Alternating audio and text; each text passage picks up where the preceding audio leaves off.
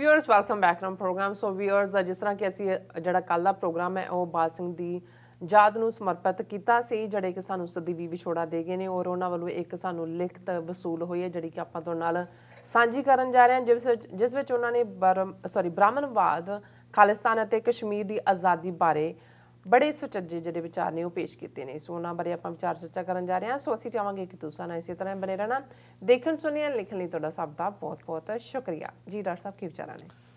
देखो कल का असी समुचा प्रोग्राम भाई बाज सिंह ਜਿਹੜੇ कि भाई रेशम सिंह होरां दे छोटे भराता ने और पिंड कालरा जिला जलंधर के सरपंच सन, अमरीका च भी पहला रहे, खालिस्तानी एक्टिविस्ट भी, अच्छा, और TV 84 नाल जुड़े हुए। और असी अपने सारे ही उन्होंने भैन भरावां का शुक्रिया अदा करते हैं जिन्हों ने कि कल के प्रोग्राम तो बाद बहुत सारे स्नेह लिखे ने, कामेंट्स किए ने, परिवार नाल हमदर्दी का इजहार किया। और असी ये दसन दे लई कि भाई किस लैवल के उत्ते साडे वीर जिहड़े लंबे वक्त तो इस संघर्ष तुरे हुए ने ਉਹ ਕਿਵੇਂ ਬ੍ਰਾਹਮਣਵਾਦ ਨੂੰ ਸਮਝਦੇ ਨੇ, ਕਿਵੇਂ ਖਾਲਿਸਤਾਨ ਦਾ ਮੁੱਦਾ ਔਰ ਕਸ਼ਮੀਰ ਦਾ ਮੁੱਦਾ ਵੀ ਕਿਵੇਂ ਉਹਨਾਂ ਲਈ ਡੀਅਰ ਹੈ। ਇਹ ਭਾਈ ਬਾਜ ਸਿੰਘ ਦੀ ਲਿਖਤ ਜਿਹੜੀ ਉਹਨਾਂ ਦੇ ਚੜ੍ਹਾਈ ਕਰਨ ਤੋਂ ਕੁਝ ਸਮਾਂ ਪਹਿਲਾਂ ਉਹਨਾਂ ਨੇ ਸਾਨੂੰ ਲਿਖੀ, ਅਸੀਂ ਹਾਲਾਂਕਿ ਸ਼ੇਅਰ ਨਹੀਂ ਸੀ ਕਰ ਸਕੇ ਪਰ ਫੇਸਬੁੱਕ ਦੇ ਉੱਤੇ ਉਹਨਾਂ ਦੀ ਲਿਖਤ ਮੌਜੂਦ ਸੀ ਔਰ ਕੱਲ ਮੈਂ ਇਸ ਨੂੰ ਪ੍ਰਿੰਟ ਵੀ ਕਰ ਲਿਆ ਸੀ ਕਿ ਅਸੀਂ ਡਿਸਕਸ ਵੀ ਕਰਾਂਗੇ ਕਿਉਂਕਿ ਬੜੀ ਰੈਲੇਵੈਂਟ ਹੈ। और ये भी दसदा है भी जदों असी किसी नूं याद करते हैं, किसी के विछोड़े का दुख महसूस भी करते हैं और अपने दर्शकों नाल शेयर भी करते हैं, ये असल च TV 84 फैमिली भी है। जदों असी ये महसूस करते हैं कि भाई जिहड़े वीर भैणां कौम की इज्जत आन अणख दे लई गैरतमंद रवैया रखते हैं और सोच भी रखते हैं, लिखते भी ने और वो TV 84 की अहमियत ਨੂੰ ਵੀ ਸਮਝਦੇ ਨੇ। ਜਿਵੇਂ ਭਾਈ ਬਾਜ ਸਿੰਘ ਨੇ ਆਪਣੇ ਭਰਾਤਾ ਭਾਈ ਰੇਸ਼ਮ ਸਿਰਾਂ ਨੂੰ ਕਿਹਾ ਸੀ ਕਿ ਮੈਂ ਜਾਂ CNN ਦੇਖਦਾ ਜਾਂ TV 84 ਦੇਖਦਾ, ਮੈਂ ਕੋਈ ਹੋਰ ਚੈਨਲ ਨਹੀਂ ਦੇਖਦਾ। ਫਿਰ ਉਹਨਾਂ ਨੇ ਇਹ ਵੀ ਕਿਹਾ ਸੀ ਕਿ ਇੰਨੀ ਇਨਫੋਰਮੇਸ਼ਨ TV 84 ਤੇ ਇੰਨਾ ਕਰੰਟ ਹੁੰਦਾ ਹੈ ਵੀ ਆਪਣੇ ਲੋਕਾਂ ਨੂੰ ਕਦੋਂ ਸਮਝ ਆਏਗੀ ਕਿ ਮਿਸ ਇਨਫੋਰਮੇਸ਼ਨ ਔਰ ਠੀਕ ਇਨਫੋਰਮੇਸ਼ਨ 'ਚ ਕੀ ਫਰਕ ਹੈ। ਸੋ ਇਹ ਵੀ ਐਜ਼ ਏ ਟ੍ਰਿਬਿਊਟ ਵੀ ਔਰ ਇਹ ਡੈਪਥ ਵੀ किस हद तक भाई बाज सिंह ब्राह्मण माइंड ਨੂੰ ਸਮਝਦੇ ਸੀ, ਕਿਵੇਂ ਉਹ ਕਸ਼ਮੀਰੀਆਂ ਦੇ ਦਰਦ ਦੇ ਨਾਲ ਜਿਹੜੇ ਨੇ ਉਹ ਆਪਣੇ ਦਰਦ ਨੂੰ ਮਹਿਸੂਸ ਕਰਦੇ ਸੀ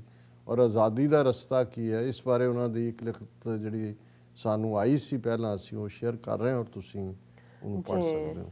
ਸਾਨੂੰ ਲਿਖਦੇ ਨੇ ਕਿ ਵਾਹਿਗੁਰੂ ਜੀ ਕਾ ਖਾਲਸਾ ਵਾਹਿਗੁਰੂ ਜੀ ਕੀ ਫਤਿਹ। ਡਾਕਟਰ ਸਾਹਿਬ ਜੀ, ਸਭ ਤੋਂ ਪਹਿਲਾਂ ਤੁਹਾਡਾ ਧੰਨਵਾਦ ਕਿ ਤੁਸੀਂ ਸਿੱਖ ਕੌਮ ਦੀ ਇੱਕ ਸੁਚੱਜੀ ਅਗਵਾਈ ਕਰ ਰਹੇ ਹੋ। ਤੁਹਾਡੀ ਤੁਲਨਾਤਮਕ ਤੇ ਦੂਰ ਅੰਦੇਸ਼ੀ ਵਾਲੀ ਸੋਚ ਸਿੱਖ ਕੌਮ ਲਈ ਬਹੁਤ ਜ਼ਰੂਰੀ ਹੈ। ਅੱਜ ਮੇਰਾ ਤੁਹਾਨੂੰ ਲਿਖਣ ਦਾ ਮਕਸਦ ਕਸ਼ਮੀਰ ਦੀ ਸਥਿਤੀ ਬਾਰੇ ਅਤੇ ਉਸ ਦੇ ਪ੍ਰਭਾਵ ਤੇ ਵਿੱਚ ਲੁਕੇ ਸੰਦੇਸ਼ ਬਾਰੇ ਹੈ। ਸੋ ਭਾਰਤ ਨੇ 370 ਖਤਮ ਕਰਕੇ ਸ਼ਾਇਦ ਪੂਰੀ ਦੁਨੀਆ ਨੂੰ ਝਟਕਾ ਦਿੱਤਾ ਹੈ। ਜੇ ਕੌਮਾਂਤਰੀ ਪੱਧਰ ਤੇ ਦੇਖਿਆ ਜਾਵੇ ਤੇ ਕੀ ਇਹ ਕੰਮ ਭਾਰਤ, ਅਮਰੀਕਾ ਤੇ ਰੂਸ ਨੂੰ ਬਿਨਾਂ ਦੱਸੇ ਕਰ ਸਕਦਾ?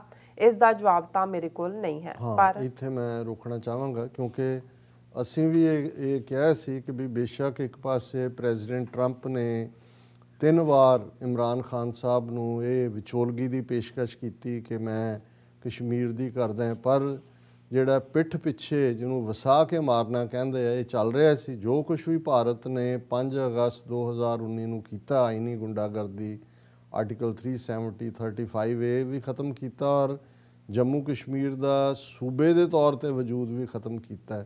ਅਸੀਂ ਇਹ ਕਿਹਾ ਸੀ ਕਿ ਵੀ ਅਮਰੀਕਾ ਦੀ ਮਰਜ਼ੀ ਬਿਨਾਂ ਨਹੀਂ ਹੋ ਸਕਦਾ। ਇਹ ਜਿਹੜਾ ਅਮਰੀਕਾ ਦੀ ਥਾਪੀ ਭਾਰਤ ਨੂੰ ਔਰ ਇਹਨਾਂ ਦੀ ਲੌਂਗ ਟਰਮ ਜੋ ਉੱਥੇ ਚਾਈਨਾ 'ਚ ਹੁਣ ਜੋ ਇੰਡੋ ਪੈਸੀਫਿਕ ਔਰ ਫਲਾਣਾ ਬਣਾ ਕੇ ਕਰ ਰਹੇ ਨੇ ਇਹ ਇਸ ਨੀਤੀ ਦਾ ਹਿੱਸਾ ਹੀ ਸੀ। ਸੋ ਇਹਦੇ ਬਾਰੇ ਉਹਨਾਂ ਨੇ ਕਿਹਾ ਕਿ ਭਾਈ ਇਹਦਾ ਮੇਰੇ ਕੋਲ ਜਵਾਬ ਨਹੀਂ ਹੈ ਕਿ ਕੀ ਇਹ ਬਿਨਾਂ ਦੱਸੇ ਏਡੀ ਵੱਡੀ ਇਹ ਹਰਕਤ ਕਰ ਸਕਦੇ ਸੀ। ਹਾਂਜੀ ਜੀ, ਪਰ ਇਹ ਖਿੱਤਾ ਇਹੋ ਜਿਹਾ ਹੈ ਜਿੱਥੇ ਅਮਰੀਕਾ, ਰੂਸ ਤੇ ਚੀਨ ਦਾ ਸਾਂਝਾ ਹਿੱਤ ਹੈ। ਅਮਰੀਕਾ ਚੀਨ ਨੂੰ ਰੋਕਣ ਲਈ ਨਹੀਂ ਚਾਹੇਗਾ ਕਿ ਇਹ ਖਿੱਤਾ ਸ਼ਾਂਤ ਹੋਵੇ ਅਤੇ ਇਸ ਇਲਾਕੇ ਦਾ ਪ੍ਰਬੰਧ ਚੀਨ ਦੇ ਪ੍ਰਭਾਵ ਹੇਠਾਂ ਹੋਵੇ। ਭਾਰਤ ਵੀ ਇਸ ਗੱਲ ਨੂੰ ਜਾਣਦਾ ਹੈ। ਇਸ ਲਈ ਹੀ ਅਮਰੀਕਾ ਨੂੰ ਆਪਣੇ ਹੱਕ ਵਿੱਚ ਕਰਨ ਲਈ ਇਸ ਖਿੱਤੇ ਤੇ ਸਿੱਧਾ ਕਬਜ਼ਾ ਕਰ ਲਿਆ ਹੈ।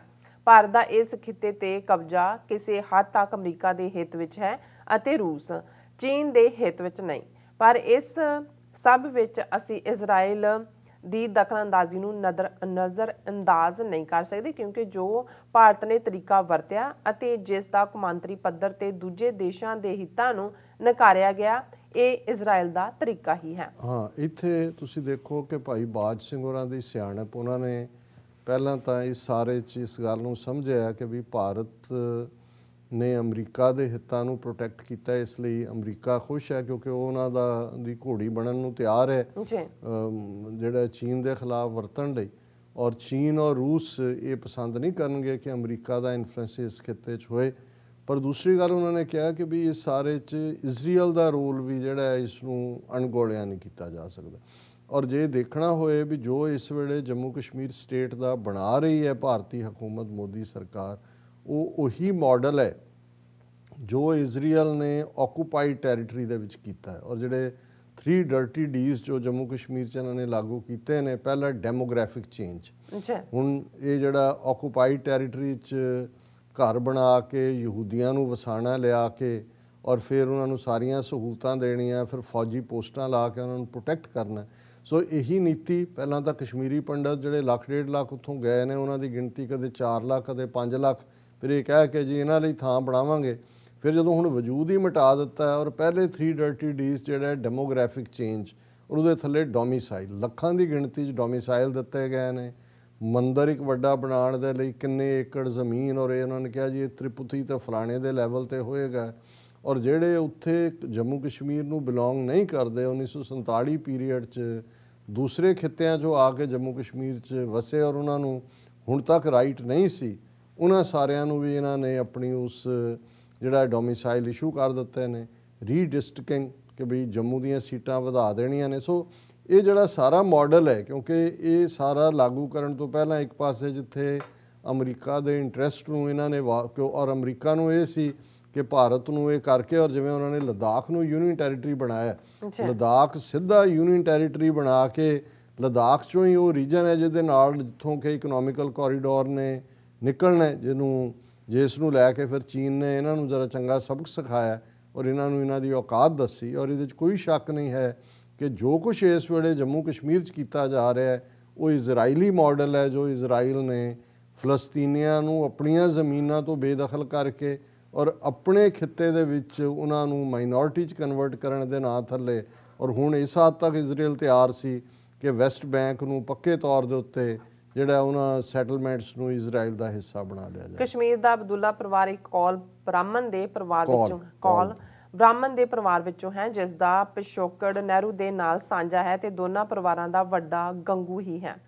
ਸੋ ਜਿਸ ਬਾਰੇ ਸਭ ਨੂੰ ਪਤਾ ਹੈ।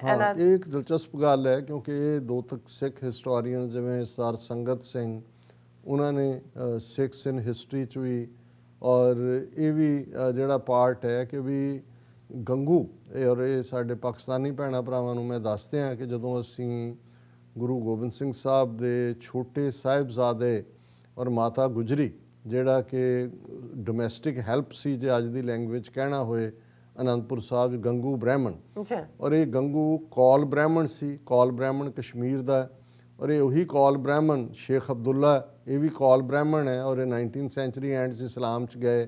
ਔਰ ਨਹਿਰੂ, ਇਹ ਵੀ ਕੌਲ ਬ੍ਰਾਹਮਣ ਹੈ। ਔਰ ਇਹਨਾਂ ਹਿਸਟੋਰੀਅਨਸ ਦਾ ਕਹਿਣਾ ਹੈ ਕਿ ਅਸਲ ਦੇ ਵਿੱਚ ਇਹ ਜਿਹੜਾ ਗੰਗੂ ਬ੍ਰਾਹਮਣ ਨੇ ਗੱਦਾਰੀ ਕੀਤੀ ਔਰ ਸਾਹਿਬਜ਼ਾਦਿਆਂ ਨੂੰ, ਮਾਤਾ ਗੁਜਰੀ ਜੀ ਨੂੰ ਗ੍ਰਿਫਤਾਰ ਕਰਵਾਇਆ ਸੂਬਾ ਸਰਹੰਦ ਦੇ ਕੋਲ, ਔਰ ਇਸ ਦੇ ਇਨਾਮ ਵਜੋਂ ਬਾਅਦ ਦੇ ਵਿੱਚ ਗੰਗੂ ਕੌਲ ਦੇ ਮੁੰਡੇ ਨੂੰ ਜਿਹੜਾ ਫਰੂਖ ਸਿਰ ਜਿਹੜਾ ਬਾਦਸ਼ਾਹ ਬਣਿਆ, ਕਿਉਂਕਿ ਔਰੰਗਜ਼ੇਬ ਤੋਂ ਬਾਅਦ ਬਹਾਦਰ ਸ਼ਾਹ ਸੀ, ਉਹ ਥੋੜ੍ਹੀ ਦੇਰ ਰਿਹਾ, ਫਿਰ ਫਰੂਖ ਸਿਰ ਤੱਕ ਪਹੁੰਚਦੇ हैं। ਇਸ ਗੱਦਾਰੀ ਦਾ ਇਨਾਮ ਜਿਹੜਾ ਹੈ ਉਹ ਨਹਿਰੀ ਜ਼ਮੀਨ ਜਿਹੜੀ ਹੈ ਇਹਦੇ ਗੰਗੂ ਦੇ ਮੁੰਡੇ ਨੂੰ ਦਿੱਲੀ ਦੇ ਨੇੜੇ ਦਿੱਤੀ ਗਈ ਸੀ।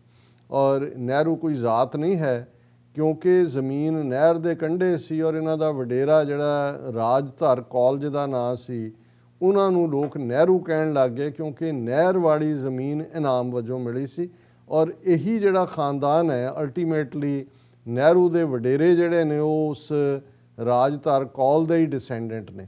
ਔਰ ਇਹਦੇ 'ਚ ਵੀ ਕੋਈ ਸ਼ੱਕ ਨਹੀਂ ਕਿ ਅਬਦੁੱਲਾ ਦਾ ਜਿਹੜਾ ਸੰਬੰਧ ਹੈ ਸ਼ੇਖ ਅਬਦੁੱਲਾ ਟੱਬਰ ਦਾ, ਉਹ ਵੀ ਕੌਲ ਬ੍ਰਾਹਮਣਾਂ ਦੇ ਕਲੈਨ ਨਾਲ ਹੈ।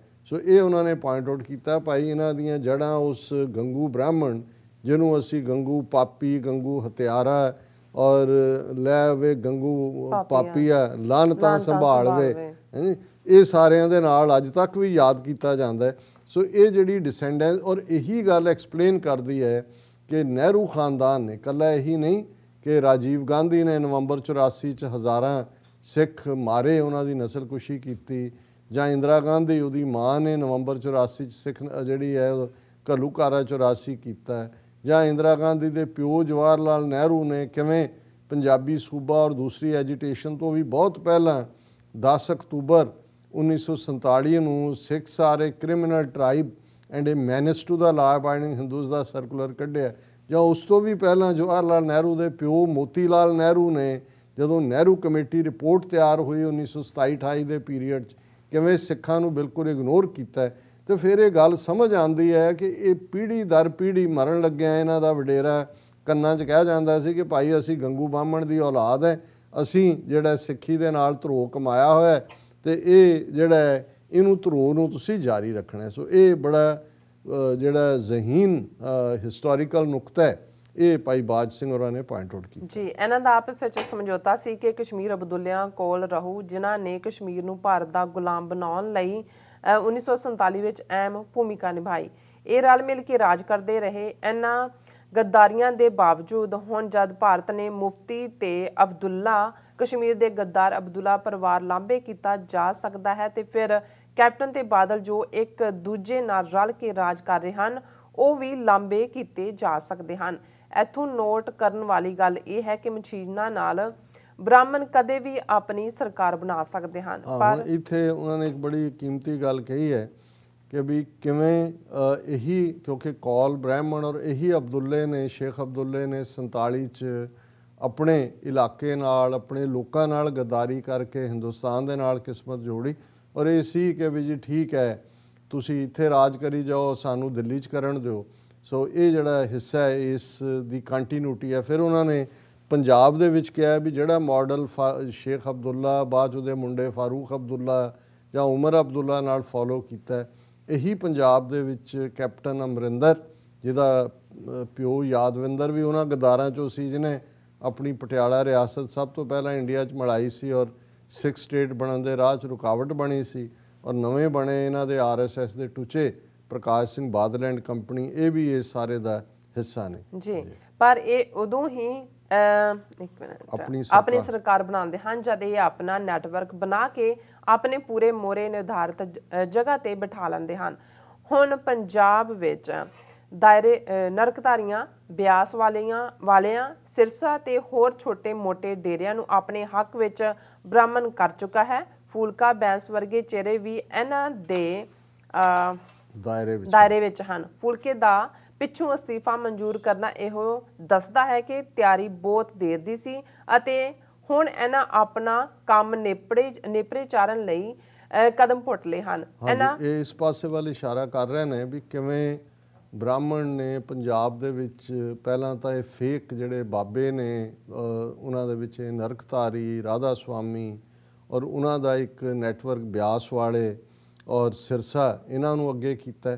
ਫਿਰ ਉਹਨਾਂ ਨੇ ਕਿਹਾ ਵੀ ਈਵਨ ਸਿਆਸੀ ਤੌਰ 'ਤੇ ਵੀ ਉਹਨਾਂ ਨੇ ਇਹ ਨਵਜੋਤ ਸਿੱਧੂ ਹੋਏ ਜਾਂ ਖਹਿਰਾ ਹੋਏ ਜਾਂ ਫੂਲਕਾ ਹੋਏ, ਇਹ ਵੀ ਕਿਸੇ ਨਾ ਕਿਸੇ ਅੰਦਾਜ਼ ਦੇ ਵਿੱਚ ਉਹਨਾਂ ਨੇ ਤਿਆਰ ਰੱਖੇ ਹੋਏ ਨੇ ਕਿ ਜੇ ਉਹਨਾਂ ਨੂੰ ਇਹ ਆਪਣੇ ਨੈਟਵਰਕ ਦੇ ਵਿੱਚ ਲੈਣਾ ਪਏ ਤਾਂ ਉਹਨਾਂ ਨੂੰ ਕੋਈ ਬਹੁਤੀ ਦਿੱਕਤ ਨਹੀਂ ਹੋਏਗੀ। ਹਾਲਾਂ ਉਹਨਾਂ ਨੇ ਖਹਿਰੇ ਨੂੰ ਫਿਰ ਵੀ ਕਲੀਨ ਚਿੱਟ ਦਿੱਤੀ ਹੈ, ਪਰ ਉਹਨਾਂ ਨੇ ਕਿਹਾ ਵੀ ਇਹ ਸਿੱਧੂ ਤੇ ਜਿਹੜਾ ਹੈ ਫੂਲਕਾ ਇਹ ਅਲਟੀਮੇਟਲੀ ਬੀਜੇਪੀ ਦੇ ਹੱਕ 'ਚ ਭੁਗਤਣ ਜੀ। ਇਹਨਾਂ ਪੰਜਾਬ ਵਿੱਚ ਆਪਣੀ ਮੈਂਬਰਸ਼ਿਪ ਡਰਾਈਵ ਪੂਰੀ ਤਰ੍ਹਾਂ ਕਰ ਲਈ ਹੈ। ਸਿੱਧੂ ਤੇ ਖਹਿਰੇ ਨੂੰ ਫੂਲਕਾ ਦਾ ਸੱਦਾ ਦੱਸ ਰਿਹਾ ਹੈ ਕਿ ਬ੍ਰਾਹਮਣ ਕਠਪੁਤਲੀਆਂ ਜਿਵੇਂ ਬਾਦਲ ਤੇ ਕੈਪਟਨ ਦੀ ਲੋੜ ਨਹੀਂ ਹੈ ਜੋ ਬ੍ਰਾਹਮਣ ਲਈ ਸਿੱਖ ਕੌਮ ਨੂੰ ਕਰਦਾ ਸੀ। ਹੁਣ ਬੀਜੇਪੀ ਦਾ ਆਪਣਾ ਨੈਟਵਰਕ ਵੀ ਇੰਨਾ ਹੋ ਚੁੱਕਾ ਹੈ ਕਿ ਉਹ ਆਪਣੇ ਆਪ ਨੂੰ ਪੰਜਾਬ ਵਿੱਚ ਰਾਜ ਕਰਨ ਲਈ ਸੁਰੱਖਿਅਤ ਸਮਝਦੇ ਹਨ ਅਤੇ ਸਿੱਖੀ ਦੇ ਕੇਂਦਰੀ ਲੋਕਾਂ ਨੂੰ ਛੱਡ ਕੇ ਇਹਨਾਂ ਬਾਕੀ ਲੋਕਾਂ ਨੂੰ ਹਿੰਦੂਤਵ ਦੀ ਛਤਰੀ ਹੇਠਾਂ ਲੈ ਆਂਦਾ ਹੈ। ਹੁਣ ਬਾਕੀ ਬਚੇ ਸਿੱਖ ਕੌਮ ਨੂੰ ਕਤਲੇਆਮ ਨਾਲ ਖਤਮ ਕਰਨਾ ਇਹਨਾਂ ਲਈ ਸੌਖਾ ਹੈ ਕਿਉਂਕਿ ਇਹ ਸਿੱਖ ਨੂੰ ਸਿੱਖ ਨਾਲ ਹੀ ਖਤਮ ਕਰਨਗੇ। ਹਾਂ, ਇਹਦੇ ਚ ਉਹਨਾਂ ਨੇ ਕਿਹਾ ਵੀ ਪਹਿਲਾਂ ਉਹਨਾਂ ਨੇ ਬਾਦਲ ਔਰ ਅਮਰਿੰਦਰ ਵਗੈਰਾ ਨੂੰ ਵਰਤਿਆ ਆਪਣੀ ਥਾਂ ਬਣਾਉਣ ਲਈ, ਇਹ ਫਿਰ ਬਾਬਾ ਡੈਮ ਖੜਾ ਕੀਤਾ। ਹੁਣ ਬੀਜੇਪੀ ਇੰਨੀ ਕੌਨਫੀਡੈਂਟ ਹੈ ਕਿ ਉਹਨਾਂ ਨੂੰ ਪਤਾ ਹੈ ਕਿ ਵੀ ਇਹ ਫੂਲਕਾ ਜਾਂ ਸਿੱਧੂ ਜਾਂ ਦੂਜੇ ਮੋਹਰਿਆਂ ਨੂੰ ਅੱਗੇ ਲਾ ਕੇ ਇਹਨਾਂ ਕਠਪੁਤਲੀਆਂ ਦੇ ਉਹ ਆਪਣੇ ਜਿਹੜਾ ਲੈਵਲ ਦੇ ਉੱਤੇ ਵੀ ਹਕੂਮਤ ਬਣਾ ਸਕਦੇ ਨੇ। ਔਰ ਉਹਨਾਂ ਨੇ ਕਿਹਾ ਵੀ ਜਿਹੜੇ ਸਿੱਖ ਮਾੜੇ ਮੋਟੇ ਅਣਖ ਵਾਲੇ ਨੇ ਉਹਨਾਂ ਨੂੰ ਸਿੱਖਾਂ ਤੋਂ ਸਿੱਖਾਂ ਨੂੰ ਹੀ ਮਰਵਾਉਣਗੇ, ਔਰ ਬਚੀ ਖੁਚੀ ਜਿਹੜੀ ਕੌਮ ਹੈ ਉਹਨਾਂ ਦੇ ਲਈ ਜਿਹੜਾ ਹੁਣ ਇਸ ਦੇ ਉੱਤੇ ਜਿਹੜਾ ਉਹ ਕੰਮ ਉਹਨਾਂ ਨੇ ਸ਼ੁਰੂ ਕਰ ਦਿੱਤਾ ਆਪਣੇ ਇਸ ਪ੍ਰੋਜੈਕਟ ਦੇ ਉੱਤੇ। ਜੀ, ਕੈਪਟਨ ਦਾ ਬਿਆਨ ਇਸ ਡਰ ਵਿੱਚੋਂ ਨਿਕਲ ਕੇ ਆਇਆ ਹੈ ਕਿ ਹੁਣ ਬੀਜੇਪੀ ਸਿੱਧੇ ਤੌਰ ਤੇ ਰਾਜ ਕਰੂ। ਅਕਾਲ ਤਖਤ ਸਾਹਿਬ ਦੇ ਸਰਕਾਰੀ ਜਥੇਦਾਰ ਦਾ ਬਿਆਨ ਵੀ ਬਾਦਲ ਦੀ ਘਬਰਾਹਟ ਬਿਆਨ ਕਰਦਾ ਹੈ। ਉੱਦਾਂ ਭਾਵੇਂ ਇਹਨਾਂ ਨੇ ਵੋਟਾਂ ਪਾ ਕੇ ਪਾਰਲੀਮੈਂਟ ਵਿੱਚ ਭਾਰਤ ਸਰਕਾਰ ਦੀ ਹਮਾਇਤ ਕੀਤੀ ਹੈ, ਪਰ ਜੇ ਵਿਰੋਧ ਵੀ ਕਰਦੇ ਤੇ 2 ਵੋਟਾਂ ਕੀ ਕਰ ਸਕਦੀਆਂ ਸਨ। ਪੰਜਾਬ ਵਿੱਚ ਬਈਆਂ ਦੀ ਵਧੀ ਪਈਆਂ ਹਨਾ ਹਾਂਜੀ, ਪਈਆਂ ਦੀ ਵਧੀ ਗਿਣਤੀ ਨੂੰ ਕੱਲ ਨੂੰ ਬੀਜੇਪੀ ਦੇ ਹੱਕ ਵਿੱਚ ਜਾਓ। ਸੋ ਇਹ ਹੈ ਕਿ ਡੈਮੋਗ੍ਰਾਫਿਕਸ ਕਿਵੇਂ ਪੰਜਾਬ 'ਚ ਬਈਏ ਲਿਆਂਦੇ ਜਾ ਰਹੇ ਨੇ ਤੇ ਉਹਨਾਂ ਨੇ ਅਕਾਲੀ ਦਲ ਬਾਦਲ ਦਾ ਕਿਹਾ ਵੀ ਕਿਵੇਂ ਇਹਨਾਂ ਨੂੰ ਵੀ ਉਹਨਾਂ ਨੇ ਵਰਤਿਆ ਕਸ਼ਮੀਰ ਦੇ ਮੁੱਦੇ ਤੇ ਸਪੋਰਟ ਲੈਣ ਦੇ ਲਈ। ਔਰ ਉਹਨਾਂ ਨੇ ਕਿਹਾ ਕਿ ਅਲਟੀਮੇਟਲੀ ਬਈਏ ਜਿਹੜੇ ਨੇ ਪੰਜਾਬ ਦੇ ਵਿੱਚ ਇਹ ਬੀਜੇਪੀ ਦੇ ਹੱਕ 'ਚ ਜਾਣਗੇ। ਹੁਣ ਬੀਜੇਪੀ ਪੂਰੀ ਤਰ੍ਹਾਂ ਪੰਜਾਬ ਤੇ ਸਿੱਧੀ ਕਾਬਜ਼ ਹੋਣ ਲਈ ਤਿਆਰ ਹੈ।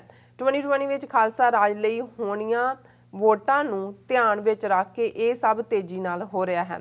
ਹੁਣ ਥੋੜਾ ਮੈਂ ਕਸ਼ਮੀਰ ਤੋਂ ਨਿਕਲ ਕੇ ਬ੍ਰਾਹਮਣ ਵੱਲ ਆਂਦਾ ਹਾਂ। ਅਸੀਂ ਵਾਇਰਸ ਬਾਰੇ ਸੁਣਿਆ ਹੋਵੇਗਾ ਕਿ ਵਾਇਰਸ ਆਪਣਾ ਬੁਰਾ ਪ੍ਰਭਾਵ ਪਾਉਣਾ ਨਹੀਂ ਛੱਡ ਸਕਦਾ। ਜਦ ਸਥਿਤੀਆਂ ਅਨੁਕੂਲ ਨਾ ਹੋਣ ਤੇ ਇਹ ਵਾਇਰਸ 1000 ਸਾਲ ਵੀ ਬਿਨਾਂ ਹਰਕਤ ਤੋਂ ਰਹਿ ਲੈਂਦਾ ਹੈ ਤੇ ਜਦ ਸਥਿਤੀਆਂ ਅਨੁਕੂਲ ਹੁੰਦੀਆਂ ਹਨ ਤੇ ਫਿਰ ਆਪਣਾ ਅਸਲ ਗੰਦਾ ਚਿਹਰਾ ਦਿਖਾਉਂਦਾ ਹੈ ਤੇ ਬਾਕੀ ਮਾਸਪੇਸ਼ੀਆਂ ਤੇ ਕਬਜ਼ਾ ਕਰ ਲੈਂਦਾ ਹੈ ਤੇ ਆਪਣਾ ਫੈਲਾਅ ਕਰਦਾ ਹੈ। ਤੇ ਵਾਇਰਸ ਦਾ ਇੱਕ ਹੀ ਇਲਾਜ ਹੈ ਕਿ ਇਸ ਨੂੰ ਜੜ ਤੋਂ ਖਤਮ ਕਰ ਦਿੱਤਾ ਜਾਵੇ। ਹੁਣ ਕਿਉਂਕਿ ਕੋਵਿਡ-19 ਦੇ ਚਲਦਿਆਂ ਹੀ ਉਹਨਾਂ ਨੇ ਲਿਖਿਆ ਤੇ ਵਾਇਰਸ ਸਾਰੇ ਪਾਸੇ ਹੋ ਰਿਹਾ ਸੀ। ਉਹਨਾਂ ਨੇ ਕਿਹਾ ਜੀ ਵਾਇਰਸ ਜਿਹੜੀ ਹੈ ਬ੍ਰਾਹਮਣ ਵੀ ਇੱਕ ਵਾਇਰਸ ਹੈ। ਜਿਵੇਂ ਵਾਇਰਸ ਕਈ ਦੇਰ ਬਿਲਕੁਲ ਨਿਠੱਲ ਹੋ ਕੇ ਬੈਠੀ ਰਹਿੰਦੀ ਹੈ ਔਰ ਉਹ ਸੈਂਕੜਿਆਂ ਸਾਲ ਵੀ ਹੋ ਫਿਰ ਆਪਣੀ ਉਹ ਮਿਊਟੇਟ ਕਰਦੇ। ਉਹਨੇ ਕਿਹਾ ਇਵੇਂ ਹੀ ਬ੍ਰਾਹਮਣ ਜਿਹੜਾ ਹੈ ਉਹਦਾ ਵੀ ਵਾਰ ਕਰਨ ਦਾ ਤਰੀਕਾ ਇਹੀ ਹੈ ਕਿ ਉਹ ਬਿਲਕੁਲ ਨਿਠੱਲ ਹੋ ਜਾਏਗਾ, ਬੇਹਰਕਤ ਹੋਏਗਾ ਔਰ ਫਿਰ ਉਹ ਜਿਹੜਾ ਆ ਕੇ ਆਪਣੀ ਐਕਟੀਵਿਟੀ ਕਰੇਗਾ ਔਰ ਜਿਹੜਾ ਅਟੈਕ ਕਰੇਗਾ। ਜੀ, ਹੁਣ ਬ੍ਰਾਹਮਣ ਦਾ ਵੀ ਇਹੋ ਹੀ ਹਾਲ ਹੈ ਅਤੇ ਇਸ ਦਾ ਇਲਾਜ ਵੀ ਵਾਇਰਸ ਵਾਲਾ ਹੈ। ਇਹ ਇਲਾਜ ਖਾਲਿਸਤਾਨ ਬਣਨ ਤੋਂ ਬਾਅਦ ਅਮਲ ਵਿੱਚ ਲਿਆਉਣਾ ਚਾਹੀਦਾ ਹੈ। ਹਾਂ, ਉਹਨਾਂ ਨੇ ਕਿਹਾ ਵੀ ਪਹਿਲੀ ਗੱਲ ਤਾਂ ਸੋਲੂਸ਼ਨ ਖਾਲਿਸਤਾਨ ਹੀ ਹੈ ਔਰ ਜੇ ਬ੍ਰਾਹਮਣਵਾਦ ਦੀਆਂ ਜੜ੍ਹਾਂ ਕੱਟਣੀਆਂ ਨੇ ਤੇ ਖਾਲਿਸਤਾਨ ਬਣਨ ਤੋਂ ਬਾਅਦ ਫਿਰ ਇਹਨਾਂ ਦੇ ਨਾਲ ਚੰਗੀ ਤਰ੍ਹਾਂ ਨਜਿੱਠਣਾ ਪਏਗਾ। ਅਸੀਂ ਇੱਕ ਹੋਰ ਨਜ਼ਰੀਆ ਲੈ ਕੇ ਚੱਲਦੇ ਹਾਂ ਕਿ ਸਾਡੀ ਆਜ਼ਾਦੀ ਦੀ ਮੁਹਿੰਮ ਥੋੜਾ ਸਮਾਂ ਲਾਉਂਦੀ ਹੈ। ਫਿਰ ਅਸੀਂ ਇਹ ਕੰਮ ਕਰ ਸਕਦੇ ਹਾਂ ਕਿ ਜਿਸ ਦੇਸ਼ ਵਿੱਚ ਵੀ ਅਸੀਂ ਹਾਂ ਉਸ ਦੇਸ਼ ਦੀ ਰਾਜਨੀਤੀ ਵਿੱਚ ਵੱਧ ਤੋਂ ਵੱਧ ਆਈਏ, ਇਸ ਦੇ ਨਾਲ ਹੀ ਆਪਣੇ ਵਪਾਰਕ ਅਦਾਰੇ ਕਾਇਮ ਕਰੀਏ। ਹਾਂਜੀ, ਹੁਣ ਉਹਨਾਂ ਨੇ ਜਿਹੜੇ ਸੋਲੂਸ਼ਨ ਦੀ ਗੱਲ ਕੀਤੀ ਆ ਉਹਨਾਂ ਨੇ ਕਿਹਾ ਵੀ ਠੀਕ ਹੈ ਹੱਲ ਸਾਡਾ ਖਾਲਿਸਤਾਨ ਹੈ ਪਰ ਹੋ ਸਕਦਾ ਹੈ ਇਸ ਦੇ ਵਿੱਚ ਵਕਤ ਲੱਗ ਜਾਏ। ਸੋ ਇੱਕ ਜਿਨ੍ਹਾਂ ਮੁਲਕਾਂ 'ਚ ਸਿੱਖ ਬੈਠੇ ਨੇ ਉਹਨਾਂ ਦੇ ਪੋਲੀਟੀਕਲ ਸਿਸਟਮ ਦੇ ਵਿੱਚ ਉਹ ਜੁਆਇਨ ਕਰਨ ਔਰ ਆਪਣੇ ਵਪਾਰਕ ਅਦਾਰੇ ਤਾਂ ਕਿ ਫਾਈਨੈਂਸ਼ੀਅਲੀ ਸਟਰੋਂਗ ਹੋਣ ਉਹ ਵੀ ਅਸੀਂ ਕਾਇਮ ਕਰੀਏ। ਹਾਂਜੀ, ਫਿਰ ਅਸੀਂ ਇੱਕ ਹੋਰ ਹਾਂਜੀ ਠੀਕ ਹੈ ਜੀ, ਇੱਥੋਂ ਬਾਅਦ ਪੜ੍ਹਦੇ ਹਾਂ ਆਪਾਂ। ਹੁਣ ਮੈਂ ਮੁੜ ਕੇ ਫਿਰ ਦੁਬਾਰਾ ਇਹ ਲਾਈਨ ਦੁਹਰਾਉਂਦੀ ਹਾਂ। ਅਸੀਂ ਇੱਕ ਹੋਰ ਨਜ਼ਰੀਆ ਲੈ ਕੇ ਚਲਦੇ ਹਾਂ ਕਿ ਜੇ ਸਾਡੀ ਆਜ਼ਾਦੀ ਦੀ ਮੁਹਿੰਮ ਥੋੜਾ ਸਮਾਂ ਲਾਉਂਦੀ ਹੈ ਫਿਰ ਅਸੀਂ ਇਹ ਕੰਮ ਕਰ ਸਕਦੇ ਹਾਂ ਕਿ ਜਿਸ ਦੇਸ਼ ਵਿੱਚ ਵੀ ਅਸੀਂ ਹਾਂ ਉਸ ਦੇਸ਼ ਦੀ ਰਾਜਨੀਤੀ ਵਿੱਚ ਵੱਧ ਤੋਂ ਵੱਧ ਆਈਏ, ਇਸ ਦੇ ਨਾਲ ਹੀ ਆਪਣੇ ਵਪਾਰਕ ਅਦਾਰੇ ਕਾਇਮ ਕਰੀਏ। ਕੱਲ ਨੂੰ ਜੇ ਅਸੀਂ ਅਲੱਗ ਦੇਸ਼ਾਂ ਦੀ ਅਗਵਾਈ ਕਰਦੇ ਹੋਏ ਆਪਣੇ ਘਰ ਦੀ ਪ੍ਰਾਪਤੀ ਲਈ ਵੀ ਕੁਝ ਨਹੀਂ ਕਰ ਸਕਦੇ ਪਰ ਇਸ ਸਭ ਲਈ ਆਪਣੀ ਭਾਸ਼ਾ ਲਈ ਕੀ ਕੁਝ ਨਹੀਂ ਕਰ ਸਕਦੇ ਪਰ ਅਸੀਂ ਜਿਹੜਾ ਉਹਨਾਂ ਦੇਸ਼ਾਂ ਜਦੋਂ ਐਕਟਿਵ ਹੋਵਾਂਗੇ ਔਰ ਫਾਈਨੈਂਸ਼ੀਅਲੀ ਸਟਰੋਂਗ ਹੋਵਾਂਗੇ ਫਿਰ ਸਾਡੀ ਇਹ ਤਾਕਤ ਵੀ ਹੋਏਗੀ ਕਿ ਅਸੀਂ ਕਿਵੇਂ ਆਪਣਾ ਦੇਸ਼ ਲਿਬਰੇਟ ਕਰਾਣਾ। ਪਰ ਇਸ ਸਭ ਲਈ ਸਾਨੂੰ ਆਪਣੀ ਭਾਸ਼ਾ ਤੇ ਗ੍ਰੰਥ ਨੂੰ ਦਿਲ ਵਿੱਚ ਵਸਾਉਣਾ ਹੀ ਪੈਣਾ ਹੈ। ਤਕਰੀਬਨ ਇਹੋ ਕੁਝ ਯਹੂਦੀਆਂ ਨੇ ਕੀਤਾ। ਤੁਸੀਂ ਗੱਲ ਨੂੰ ਬਹੁਤ ਗਹਿਰਾਈ ਨਾਲ ਸਮਝਦੇ ਹੋ। ਮੈਂ ਬਹੁਤ ਕੁਝ ਕਹਿਣਾ ਚਾਹੁੰਦਾ ਹਾਂ ਪਰ ਕਹਿ ਨਹੀਂ ਸਕਿਆ। ਵਾਹਿਗੁਰੂ ਤੁਹਾਨੂੰ ਹਮੇਸ਼ਾ ਚੜ੍ਹਦੀ ਕਲਾ ਵਿੱਚ ਰੱਖਣ। ਹਾਂ, ਉਹਨਾਂ ਨੇ ਕਿਹਾ ਕਿ ਭਾਈ ਇਹ ਜਿਹੜੀ ਭਾਵੇਂ ਅਸੀਂ ਬਾਕੀ ਮੁਲਕਾਂ 'ਚ ਪ੍ਰੋਸਪਰ ਵੀ ਹੋ ਰਹੇ ਹਾਂ ਜਾਂ ਪੋਲੀਟੀਕਲੀ ਵੀ ਐਕਟਿਵ ਹੋਈਏ ਪਰ ਆਪਣੀ ਜ਼ਬਾਨ ਔਰ ਗੁਰੂ ਗ੍ਰੰਥ ਸਾਹਿਬ ਇਹ ਅਗਵਾਈ ਇਹ ਸਾਡੇ ਦਿਲ 'ਚ ਡੂੰਘੇ ਹੋਣੇ ਚਾਹੀਦੇ ਨੇ ਔਰ ਉਹਨਾਂ ਨੇ ਕਿਹਾ ਵੀ ਜਿਵੇਂ ਯਹੂਦੀਆਂ ਨੇ ਇਹ ਕਦੇ ਵੀ, ਭਾਵੇਂ ਉਹ 2000 ਸਾਲ ਉਹਨਾਂ ਨੇ ਵਕਤ ਨਹੀਂ ਦਿੱਤਾ, ਉਹ ਬਾਹਰ ਸੀ, ਪਰ ਉਹਨਾਂ ਨੇ ਆਪਣੀ ਜ਼ਬਾਨ ਔਰ ਆਪਣੀ ਤਹਿਜ਼ੀਬ ਨਹੀਂ ਛੱਡੀ ਔਰ ਇਹ ਕਹਿ ਕੇ ਉਹਨਾਂ ਨੇ ਫਤਿਹ ਬੁਲਾਈ ਹੈ। ਸੋ ਮੈਂ ਇਹੀ, ਇਸ ਤੋਂ ਤੁਸੀਂ ਅੰਦਾਜ਼ਾ ਲਾ ਸਕਦੇ ਹੋ ਕਿ ਕਿਸ ਪੱਧਰ ਦਾ ਇੱਕ ਸਿਆਣਾ ਗੁਰਸਿੱਖ ਸਾਥੋਂ ਵਿਛੜਿਆ ਔਰ ਸਾਨੂੰ ਕਿੰਨਾ ਵੱਡਾ ਇਹ ਘਾਟਾ ਪਿਆ ਹੈ। ਜੀ ਡਾਕਟਰ ਸਾਹਿਬ, ਤੁਹਾਡਾ ਬਹੁਤ ਬਹੁਤ ਸ਼ੁਕਰੀਆ। ਸੋ ਇੱਥੇ ਲੈਣੇ ਬ੍ਰੇਕ। ਵਿਊਅਰਸ, ਤੁਸੀਂ ਕਿਤੇ ਨਹੀਂ ਜਾਣਾ, ਮਿਲਦੇ ਹਾਂ ਆਫਟਰ ਦਿਸ ਸ਼ਾਰਟ ਬ੍ਰੇਕ।